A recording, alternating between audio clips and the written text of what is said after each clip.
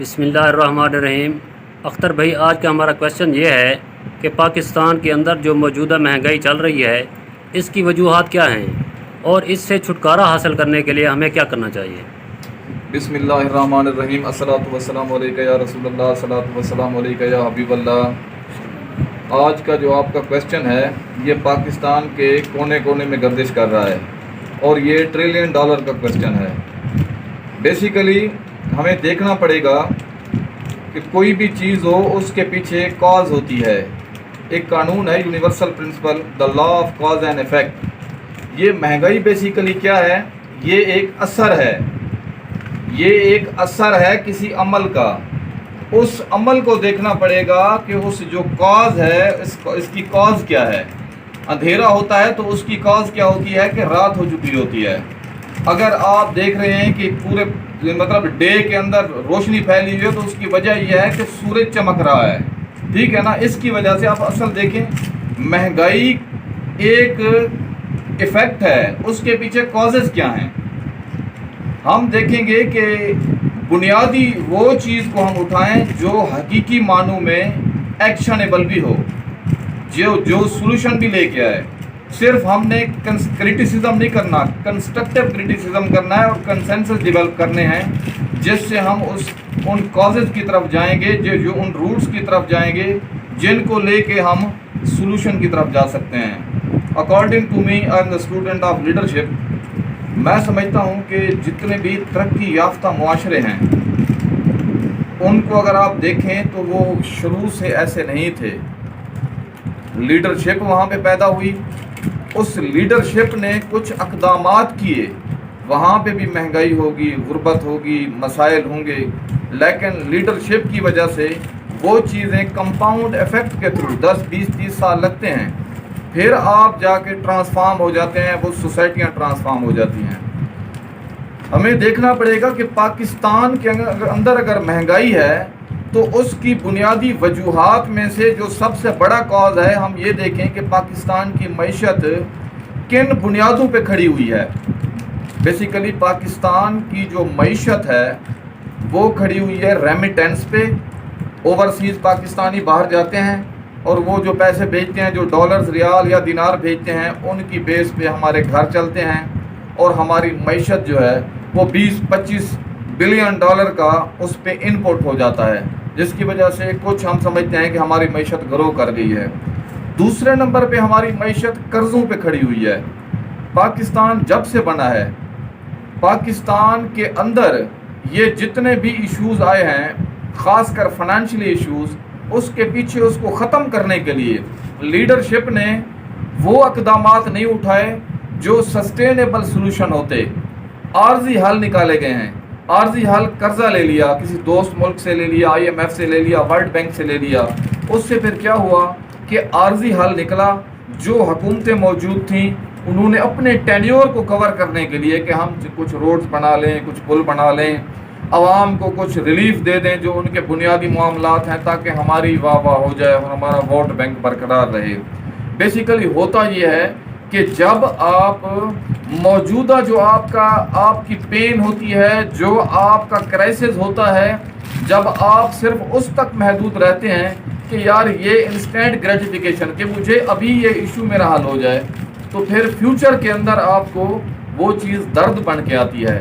لیکن اگر آپ ابھی اپنا درد برداشت کر لیں گے، اچھے فیصلے لے لیں گے، تو فیوچر جو ہے وہ ماشاءاللہ آپ کا بہت زبردست ہو جائے گا۔ تو میں سمجھتا ہوں پاکستان کی معیشت جن بنیادوں پہ کھڑی ہوئی ہے، وہ بنیادیں آج کے ڈیجیٹل ورلڈ کے اندر کوئی معنی ہی نہیں رکھتی۔ آپ قرض لے کے اپنی معیشت چلا رہے ہیں، یا جو غیر ملکی پاکستانی، اوورسیز پاکستانی جو ہیں، اوورسیز پاکستانی وہ جو کچھ بھیجتے ہیں، ریمیٹنس بھیجتے ہیں، ان کی بیس پہ کھڑے ہیں۔ اب آپ یہ دیکھ لیں کہ اصل معیشت کی بنیادیں ہوتی کیا ہیں جس سے کسی کنٹری کا بیلنس آف پیمنٹ آؤٹ نہیں ہوتا۔ بیسیکلی ترقی یافتہ معاشرے وہ ہوتے ہیں جن کی امپورٹ کم ہوتی ہے اور ایکسپورٹ زیادہ ہوتی ہے۔ آپ کی پروڈکٹس جو ہوتی ہیں جن کو آپ بیچتے ہیں اور اس کے حساب سے آپ کو ڈالر آتے ہیں، آپ وہ ترقی یافتہ ہوتے ہیں۔ انفارچونیٹلی پاکستان کے اندر امپورٹ زیادہ ہیں، ایکسپورٹ نہ ہونے کے برابر ہے، جس کی وجہ سے آپ کا بیلنس آف پیمنٹ آؤٹ ہے۔ آپ کو اپنے ریزرو کو پورا کرنے کے لیے، کیونکہ دنیا میں ہم رہ رہے ہیں، جو جتنے سودے ہوتے ہیں، بزنس ہوتا ہے، اس کے لیے انٹرنیشنل لیول پہ کچھ گارنٹیز مانگی جاتی ہیں، آپ کے ریزرو دیکھے جاتے ہیں۔ جب آپ کے ریزرو نہیں ہوتے تو ان ریزرو کو دیکھنے کے لیے، برقرار رکھنے کے لیے آپ کو IMF کی طرف دیکھنا پڑتا ہے، یا کچھ ممالک کی طرف، جیسے ابھی پاکستان کو سعودی عربیہ، UAE یا آنریبل جو چائنا ہے، ان کی لیڈرشپ نے آپ کے بینکس میں کچھ پیسے رکھوائے۔ وہ بیسیکلی کیا تھا؟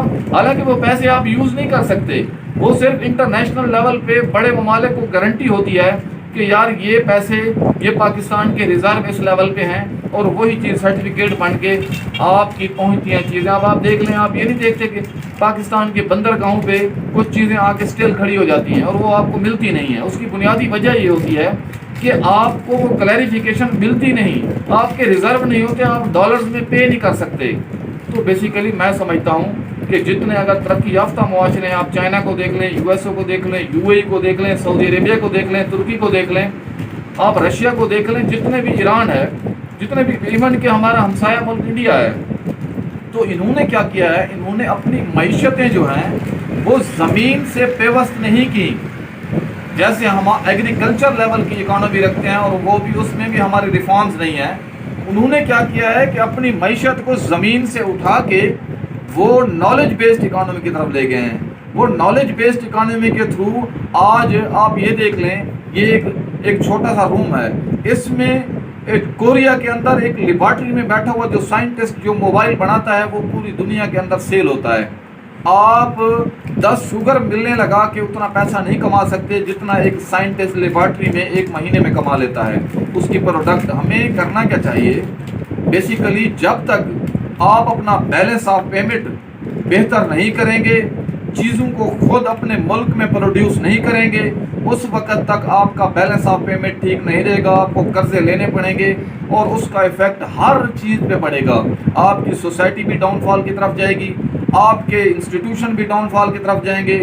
پھر ہوگا کیا؟ جیسے گھروں میں کوئی کرائسس آتے ہیں تو جب کوئی چیز سمجھ نہیں آتی یا لیڈرشپ کرائسس ہوتا ہے تو لوگ آپس میں لڑنا شروع کر دیتے ہیں، بلیم گیم کرنا شروع کر دیتے ہیں کہ یہ بڑا بھائی ذمہ دار ہے، چھوٹے بھائی ذمہ دار ہیں، یہ فلاں رشتہ دار ذمہ دار ہے، اس کی وجہ سے یہ مسائل آ رہے ہیں۔ حالانکہ وہ چیزیں آؤٹر ہوتی ہیں، آپ ہو سکتا ہے اس کا ایفیکٹ ہو، لیکن وہ ہوتا ہے مائنر لیول پہ۔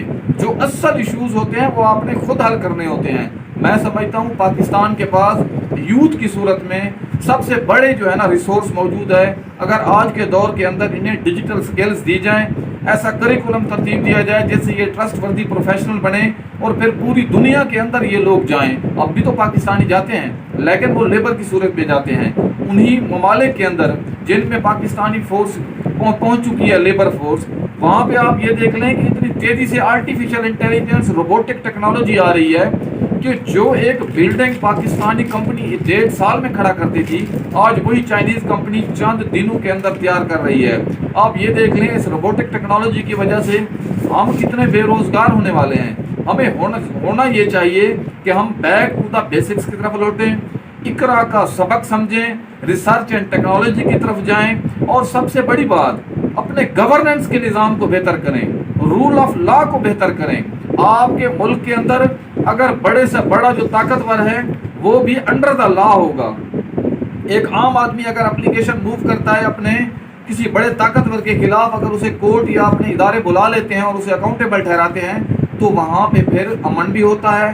جہاں امن ہوگا تو باہر سے بھی انویسٹمنٹ آئے گی۔